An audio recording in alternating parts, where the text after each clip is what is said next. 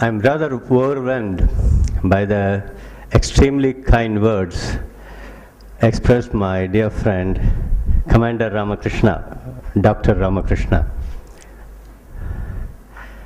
I'm really overwhelmed for other reasons as well. It's really quite a privilege for me, a great privilege for me to be in your midst. Good morning to all of you. The secretary, the trustee, Mr. Principal, the CAO, the Dean, and the HOD of the IT department, the faculty members of the various disciplines, dear students of this institution, and also the visiting students, participants of this symposium. It has been a great pleasure to be here, to stand in front of you. Before I talk about the topic or the topic of the day that I'm supposed to hear, I would like to express a few words of what I felt in the initial few minutes of my presence in your institution. Dr. Ramakrishna showed me around very briefly and explained to me the value system, the principles being followed by your institution, the founding members, the trusts, and the values they are standing in for. And I was also able to see the kind of sattvic environment that is being set up and nurtured, and and that is being seen in this gathering as well. I'm very happy that I came here. I'm meeting all of you. I once again have to thank Commander Dr. Ramakrishna for inviting me over here and giving me this opportunity of being with you all. Thanks very much for that. When I asked my friend, your principal, what the topic I should be touching upon, he gave me rather a wide canvas and open-ended in all directions, and left to me what I would like to convey. Being, of course, coming from the IT industry, and all of you are associated with that and aspiring to be part of that also further on, I do have my experience going beyond 3 decades in which I can share some of my thoughts, my experience, my views. And I do not want to take up much of the time in the sense that any of the point can be extended to a full-fledged workshop as well. So,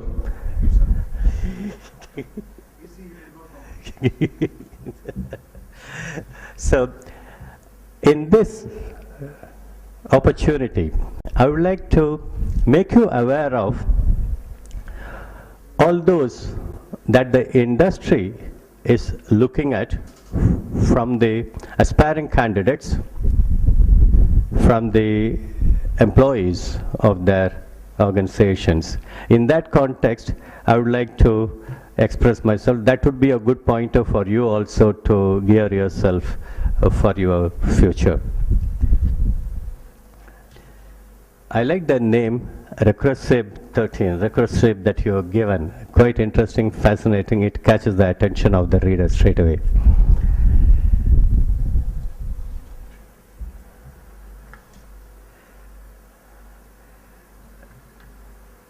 The trends, it's important for all of us to keep monitoring the trends around us and what all things that we have to be doing to cope up with those trends. In that context, I will say the trend in the IT industry, I will start with the trends in the IT industry, specifically the Indian IT industry, which is of really the concern for us. The IT industry itself started sometime early 70s, perhaps by a few government organizations like ECIL, which was predominantly a computer manufacturer. And from the software angle, it was Tata Consultancy Services, which was initially started as a Tata Computer Center to process the computing needs of the Tata companies, specifically Tata Electric companies in 1968. And that was the initial seed for computer software services. And since then, computer software services has been the mainstay of practically every company in the country. Of course, there have been attempts venturing into products. By products, I mean a ready-made, available for the clientele to use with minimal customization.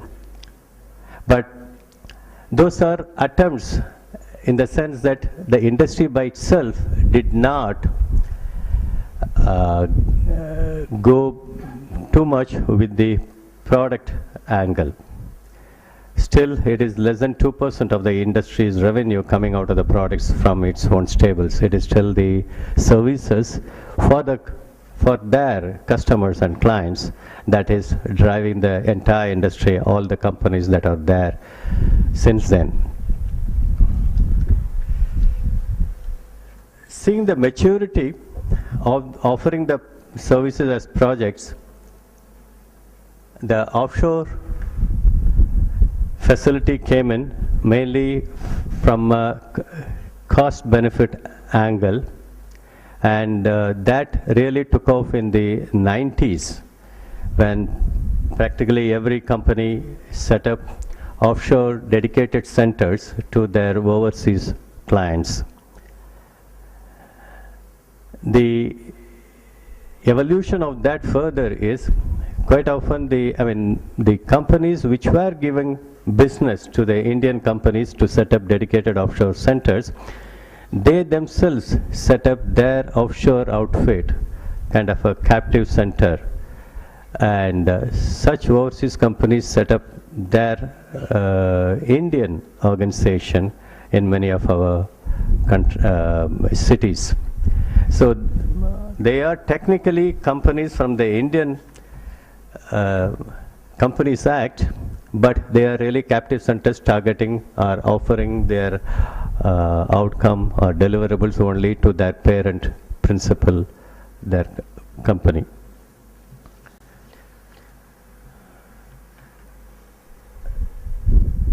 The Indian version, the Indian companies themselves, I presume the reach of the speaker is going all right up to the last row? Yeah.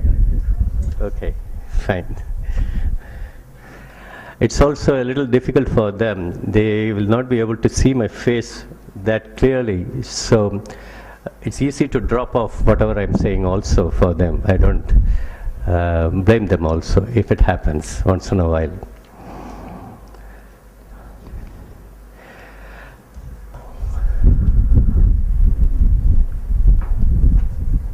Okay.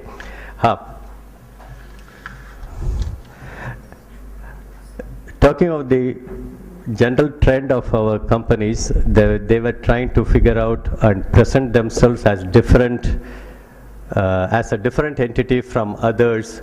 Each one was saying that we have business-focused verticals, we are specific technology-focused, or we are product initiative companies. But the sum and substance is they all are specifically projects based on the business acquired from the clients and based on the order value for the specification that is executed, which are typically the fixed bid projects. The other outcome is that the time and material basis services, in which the Indian companies, they offer the services to the overseas client in a fixed number of, in a number of resources that they are going to provide on a monthly basis over a period of time, say for a year or 2 or 3, as the engagement would be arrived at. And as per the unit cost agreed upon, unit price agreed upon, the billing happens. Such types of business models is very profitable to the company here. It is also detrimental to some overseas clients, in the sense that the longer a project takes, the more the client has to pay, but the Indian outfit gets more revenue. So it is almost as if you are not that excellent, if you are more towards mediocrity, you are going to earn more revenue. That kind of doubt started setting on the overseas companies. So they started demanding the outcome-based pricing. And the Indian companies also had to continuously reinvent themselves or reposition themselves against the competition coming out from various other IT companies. In fact, that was one of the reasons why ISO 9000 implementation happened in a very big way in India. In fact, it started in the ISO 9000 implementation started in '94, and that was used more as a marketing statement by the companies than really the main purpose of ensuring appropriate business processes. But even that helped the organizations, the people, discipline themselves in their line of activity. And that helped a lot. The overseas companies also were appreciative of that. In parallel, another quality initiative that was coming was from SEI of CMU, that is Software Engineering Institute of Carnegie Mellon University's capability maturity model. That brought the other style of quality maturity measurements, and that came into prominence in the late 90s, and many of the ISO 9000 certified IT companies of India, they also went for SEI CMM certification, especially in the late 90s and early 2000s. That was a big trend. Apart from, after that, the companies themselves, they started refining their own processes, not so much, not necessarily for the certification, but the institutions themselves got the maturity for their own benefit. They started refining their processes, and irrespective of the standard they were following, it was going on. And even till date, that has been happening. The standards, quality standards, of course, they have been refined more and more. Now ISO 9000 has the 2008 standard and further on also. As for the roles that are there in IT company, where the business strategist who do a kind of a survey of what is available in the market, what could be attracted to their company and procure the business. So those business strategists have to be, of course, of a significant amount of experience and reach and visibility of the world market. And business acquisition teams. Then when it comes to the fulfillment of the business, that is where the architects, the designers, then the development team, the designers are different levels of designing, validation teams, sustenance teams. These form the fulfillment of the business acquired.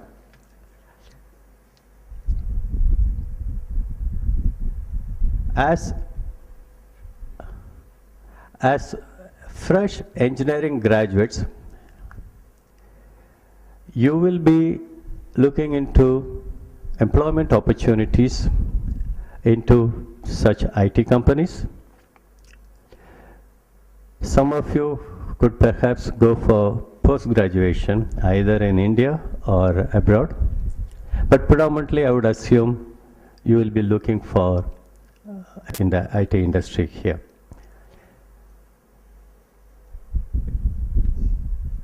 Your institution, like many other engineering colleges as well, it provides the formal education. There is a formal curriculum it follows. And there are also other co-curricular activities. Symposium is one such. And other extracurricular activities are also there. And it is quite a challenge for the institution, and even before that the AICTE syllabus making body, to ensure that the curriculum is keeping pace with the developments and needs of the industry. And I feel that, I believe that currently the syllabus, the curriculum that is being followed as prescribed by the university is Anna University is very closely in tune with the industry requirements. Thank you, sir. Is that great? Sure.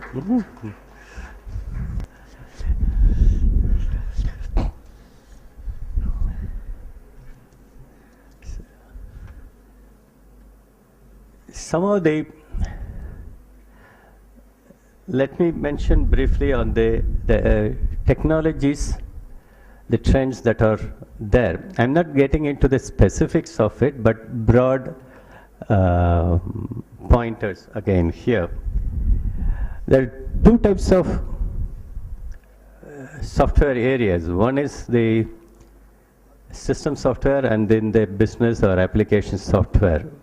Time immemorial classification of software as such. Originally the system software was only restricted to operating system, compilers and such. Nowadays, from opportunities angle, those areas of system software we are not looking into so much, because that is for a very highly closely knit group actually. A very low percentage really gets into the truly system software area. The more like system software area is the embedded system software. So which has a broad base, which has a broad requirement also. So quite often I can now say that the embedded system area of activity is the morphed system software of current days practice. And even the hardware engineers or the hardware companies, like whether it is Intel or Qualcomm or Broadcom, the manufacturing is one, that is a different domain. But for all the electronics engineers here and other places, of course, the predominant activity even in such hardware companies would be software development. Maybe they will be using, instead of Java, they may be using VHDL and such design languages or design automation tools languages. Those are the current areas of activities from the system software side. As for the commercial software or the business software, there are two broad classifications again. One is international product companies training the engineers in their products and then implementing the system, maybe with customization, minimal or broad customization, or extending that product to the clientele. The common example one would quote would be SAP. The other type of commercial software would be the custom software, which is the traditional IT services companies' offerings. In that,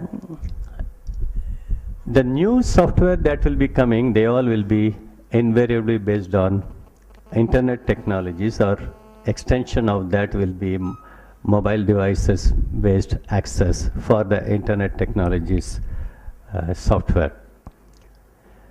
The earlier third generation language based software, it is in existence for long. It is still in existence at the back end. They are the legacy systems, and they also have to be sustained. So there comes the legacy system maintenance. India also, the many IT companies which are providing the maintenance services for many such legacy systems of their international clientele. So here also such classifications, and then as far as the new development is concerned, it is the internet technologies and the thanks. I do not know to what extent you are paying interest or attention to the third generation languages, then the like monolithic architecture systems. Are you people aware of it now? Okay. So the legacy systems are predominantly the monolithic. KICS, IBM KICS is a monolithic development environment, and client server environment. They all are now relegated to the legacy systems category. The current development of business applications are using internet technologies, with the breakup of from the roles angle, I mean the graphics or the visual design teams, then the script language development teams for the front end layer, business layer, and then the database access again. The mobile technologies are coming in vogue in a big way, and Android of Google is being extended and given a boost by Google itself to a large extent, so that more and more programmers could develop applications using Android and make it available in that store. So these are the trends. But as far as you as a fresher, when you go out, what type of activities will an IBM will offer you? They will not be able to put you straight away in a mobile development software project. They will eventually, once you prove your mettle, but your initial opportunities would be either in providing validation or verification, in common parlance, testing of something being developed by somebody, or something which is already developed, then you provide the technical support. Then in the process of your interest and enthusiasm, how you convey the grasp of the software you are handling, the systems you are handling, you are then given a role, a more direct productive role. Even though the other one is also productive, this is a direct productive role in this, in which you are able to bring in more of your creativity, your skills also, and your back and your knowledge that you acquired. So that will be the next level. But the initial opportunities that come your way, that are very much essential for you to grab and put your heart and soul into, so that you can get to what you like. It is also nice to say it amongst your peers that you are working on a development project, right, rather than a maintenance project. So that is the other motivation you people will be having, so that you soon grow up the ladder there.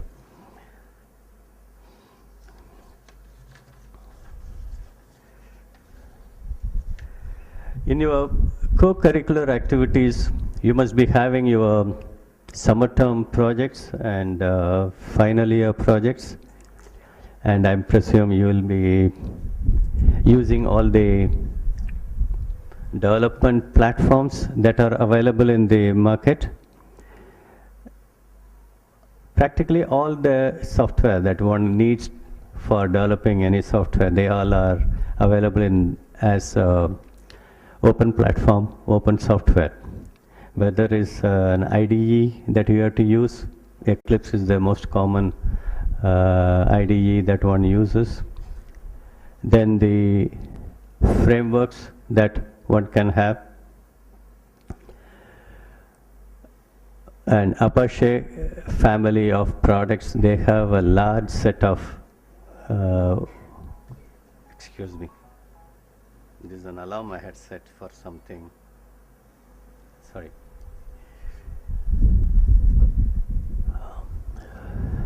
So, Apache itself has a complete set, more or less a complete set of development frameworks. IDE is also part of that, and then building tools, implementation or deployment tools, etc. The next level of open software now is the ERPs themselves. They are open source ERP systems, CMS, content management and portal management system. They all are practically what many of the companies have been developing their own proprietary software and selling are now available in different styles and open software. One of them is OFBiz. OFBIZ is open for business. It's a full-fledged ERP system as well as an e-commerce product, and the sources are also available, the components are available. You can tweak it, you can develop something on your own also. The databases are multiple. They come with a standard database of Darby, whereas if you want to connect to MS SQL or Oracle or PostgreSQL, anything is possible. All those can be done. So 10 years ago, it was predominantly only the IDEs and such building tools were the open software that were available. But now practically everything is available as an open free software, and it is up to us or you at this moment to venture out, look into and get your hands on that. Perhaps it will be great if each one of you or groups of you, a team of 2 or 3 people, you can conduct your project fully in all these things, and also use project monitoring and management tools also for that to keep track of your project progress. All these will bring yourself almost at par with somebody who is already in an organization working there. And certainly you will be having a shade better rating than maybe some other candidate from elsewhere, another college coming for that same job. Now, I have not heard much of, I mean, we did not have much time, of course, to know further about the extracurricular activities. But one thing I can feel is that when 10 acres are seen to be adequate by AICTE, when you have 45 acres, there's a lot of scope and opportunity for all of you for good extracurricular activities, whether it's games and sports or other types of practices also one can do here. And my point here is that all of you, are there second or third year also here? Second, third, and final year. Second, third and final, right? So especially this is addressed to the second year students here. If you are not into any game or any athletics or any physical activity, you can start now and reach a certain level of excellence when you complete your course here within the 3 years. And that will be helpful greatly, not just here, but outside, and even when you become somebody like me in the 50s. And if you are into athletics, perhaps athletics is the only physical activity you can carry forward right up to the 50s and 60s when you want to jog and walk.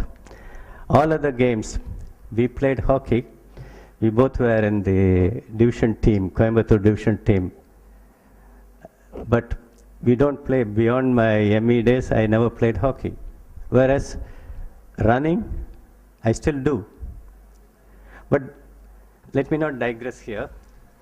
The stress here is all your evening hours do some physical activity, which should be helpful to you, not just immediately. Otherwise, you may be distracted, or you will be, I don't want to use the word, for want of a better word, you might be whiling away the time. Okay, instead of that, participate in a physical activity. That will be good. That will increase the bonding, the camaraderie, the interpersonal skills, many of which are essential in your professional environment. In fact, they all come handy. Even if it's a performing art, that also will be useful. You can play any performing art also. That will also be helpful even later when you are working in an industry. There also, the management, the organization, we conduct annual days, and we go out with the project teams on completion of a project for picnic.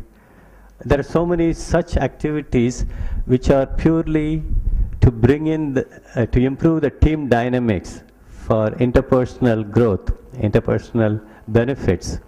So all those can be better addressed, and you people can participate better if you are also doing everything right here too. There is something called finishing school. Are you people familiar with the term finishing school? You might have read perhaps. You are mentioning or taking them through that? Okay.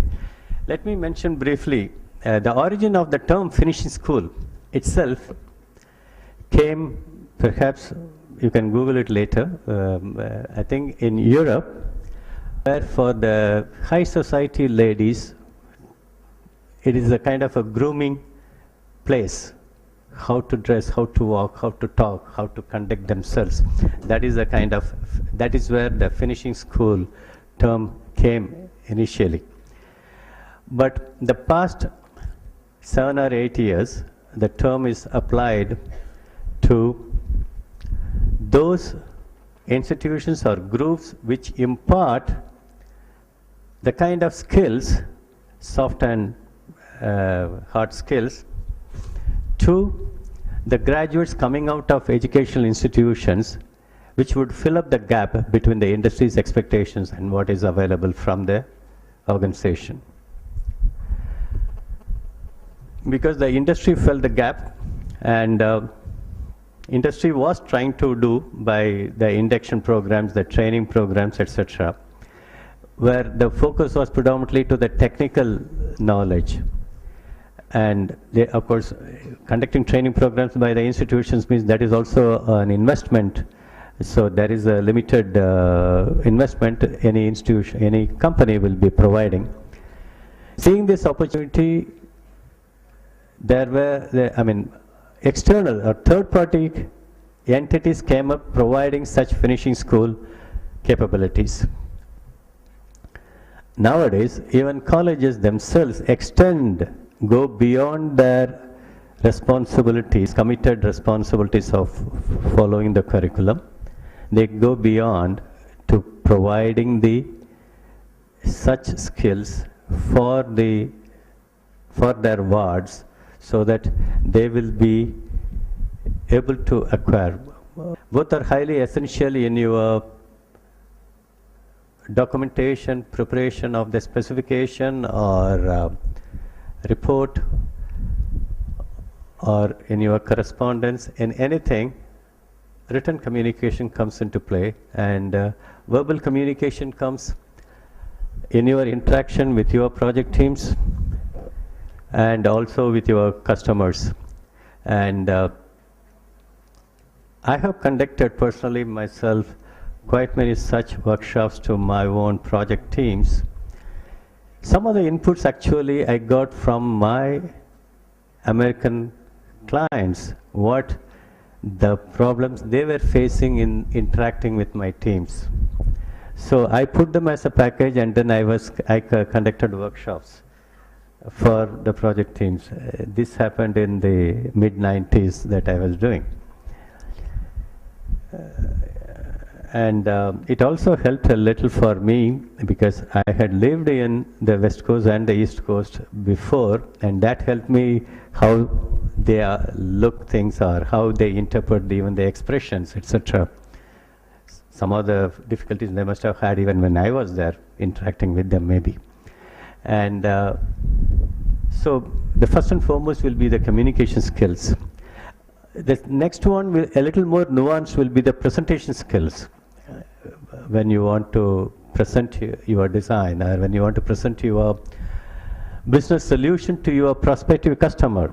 So all those, the presentation skills calls for something beyond just the oral communication. It is a mixture of both written and oral, and also something more, a little more gregarious activity is needed there. And this is something I impart here, and that is the handwriting. Many of us haven't paid much attention to our handwriting. Now that we all work only on the computer keyboard, our handwriting has taken a beating further. But then we do use our handwriting, especially when you have a team discussion. There is a whiteboard, and then whiteboard markers are there, and somebody has to go up to the board and then convey what he or she is saying. Then your handwriting will be on display for everyone to see how well or how bad you write. So that is when you will feel how inadequate if we are not paying attention to the handwriting aspect. The English language and nuances, there are quite many things, but right now it suffices to say that that is something one will have to focus on. There is nothing to say, but unfortunately, since English is the business language wherein we are doing business, and then wherein the innovations, inventions, and research, they all are happening still in English predominantly. We had to be familiar with the business styles of communicating in English. That is something that is imparted typically as a finishing school area. Talking of handwriting, and then when I mentioned that we all are now using the keyboard a lot, I would like to ask you, how many of you here know typing in the proper way, where you use all the 10 fingers? It will be less than 5%, I would assume. Unfortunately, all of us use the keyboard. Perhaps my analysis is that typing learnt professionally or in a professional manner was long ago associated only for those who wanted to take up typing as a profession. So that branding of learning typing is still there, even though all of us do the typing. And from programming angle, you have to be using the keyboard entire day. I have used sometimes 16 hours. But then I did not know typing at that time.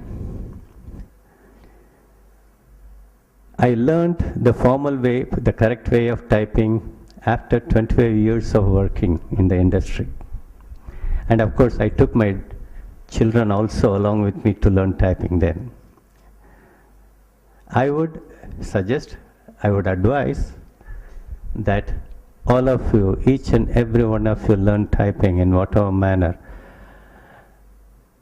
The correct way of using the lightweight computer keyboard, your productivity will increase by 15% without doing anything else, just straight away 15% benefit that you get.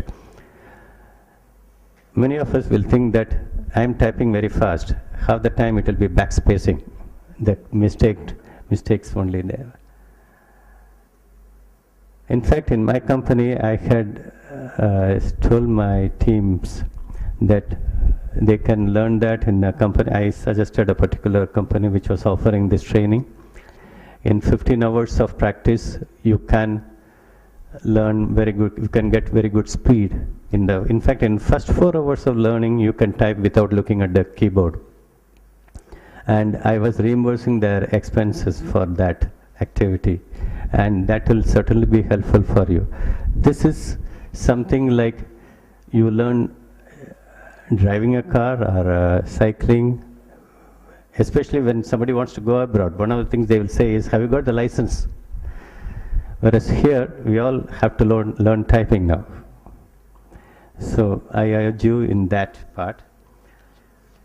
The other aspects are, of course, I don't know how many of you have taken real interest, but all of you would have used or would be using the word processing tool, the spreadsheet. I did not want to use the actual brand name of any particular company, so I'm saying word processing software, spreadsheet software, presentation software, like that. With your permission, MS Word and MS Excel. I'll say that. Once upon a time, Howard Graphics was the forerunner. No, for the presentation, much before PowerPoint came, Howard Graphics was there. Yes. Anyway, a kind of a level of expertise will be helpful for you. If you know Excel well, or it may not be an immediate requirement. In some cases it will be an immediate requirement also. If you know Excel, PowerPoint and Word, it will still be. Thanks for allowing me to say that. But those also are a differentiator. When everything else being the same, this might distinguish you from your immediate competitor. Of course, like that, each one can be stated also. The other aspects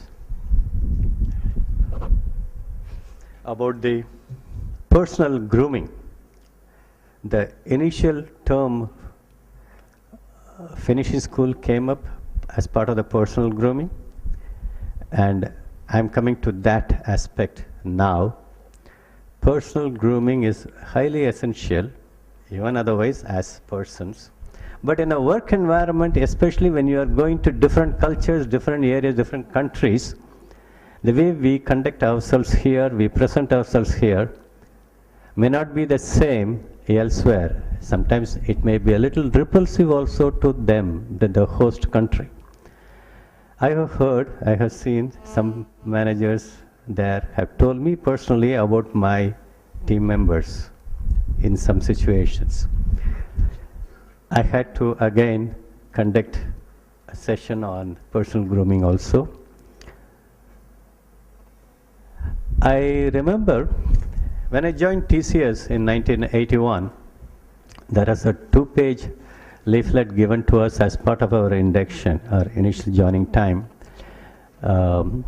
which was on the personal grooming, how one has to present themselves, the dress code, the formals, the attire for men and women, the appropriate attire, how one has to camouflage or eliminate the personal odor, and all such aspects, they all were conveyed to us in a 2-page note by the company. And it has to be an ongoing exercise for every company that has to be done, because some of the things that are followed that is not in line with our own culture. So when we are interacting with a foreign culture, It has to be a continuous conscious exercise by the organization, whether it's an educational institution or a commercial company.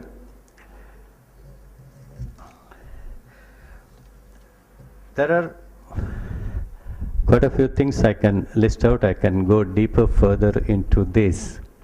But broadly, I have made you aware, if not already, about these areas for you are getting into a suitable opportunity.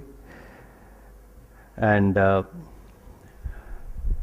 some of the things the companies look for, especially in the recruitment process, is the learnability of the candidate. Learnability by itself is not a word, it is something that I use.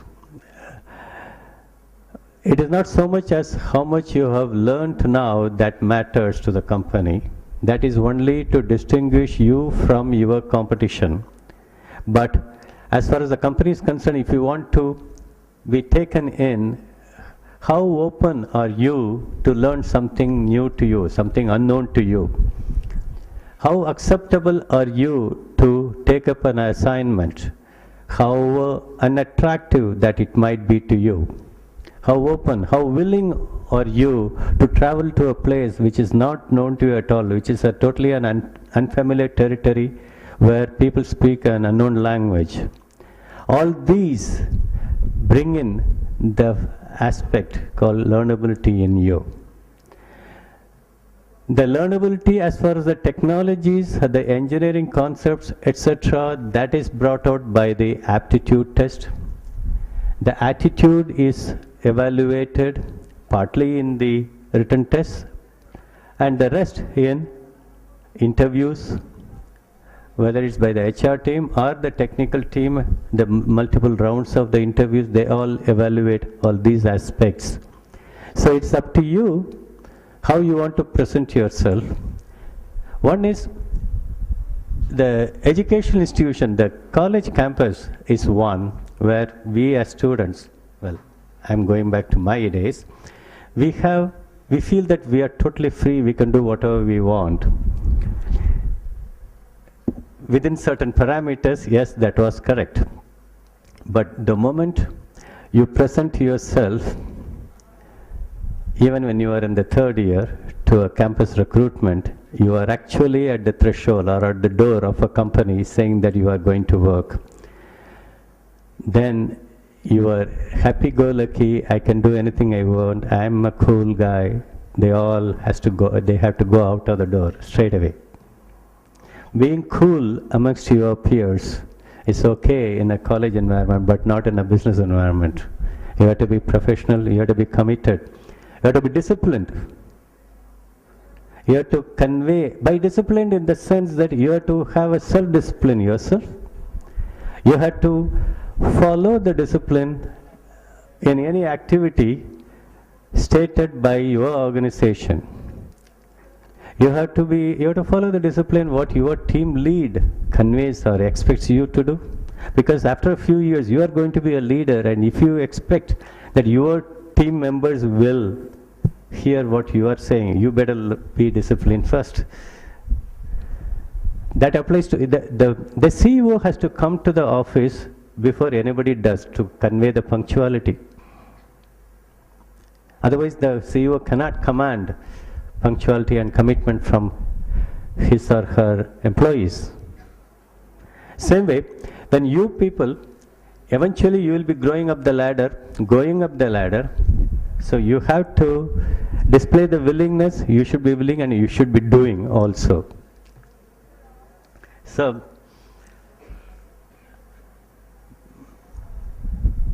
be committed in anything you undertake. At this stage, your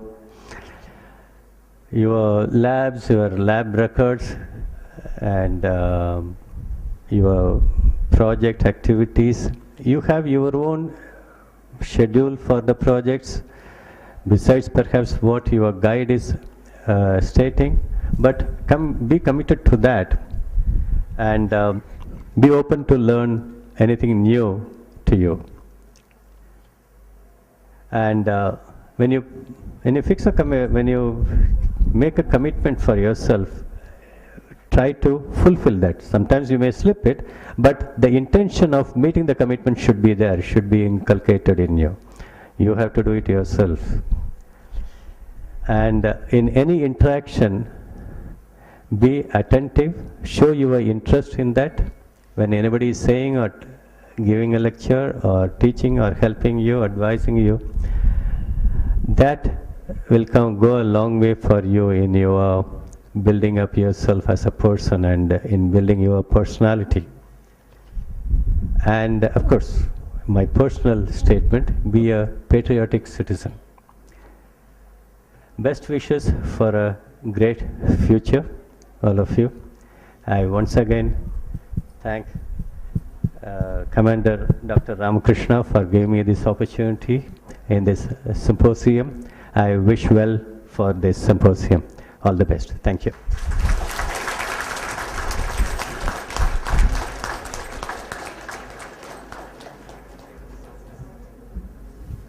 Thank you, sir. Thank you so much for your words of wisdom.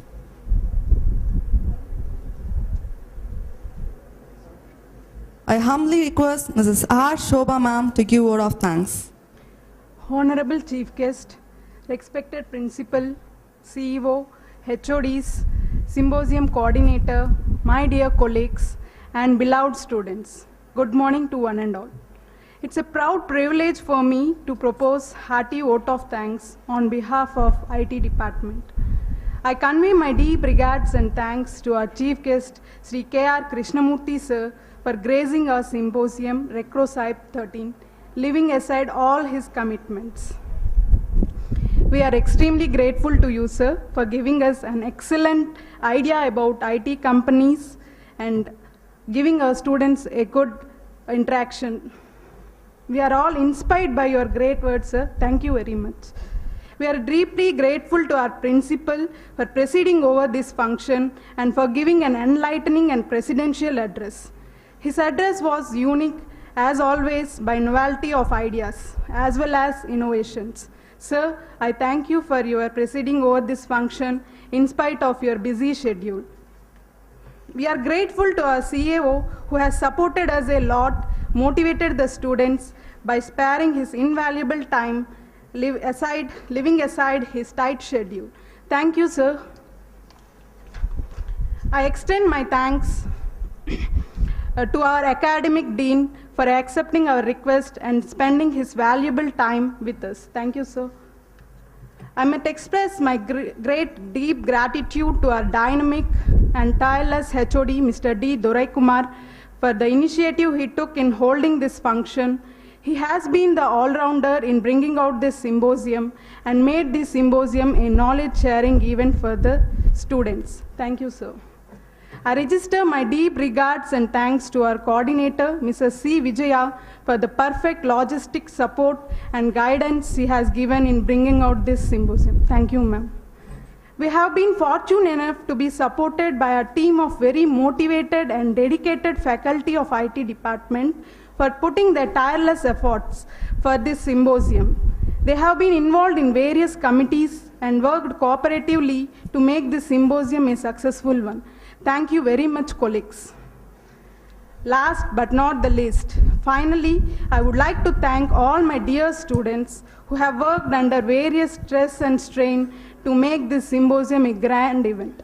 Thank you, one and all. Thank you very much. All that staff who have been behind the scenes, housekeeping staff who have been giving support. I thank all the administrative staff and housekeeping staff for giving us behind the scene for making the symposium a good event. Thank you, one and all.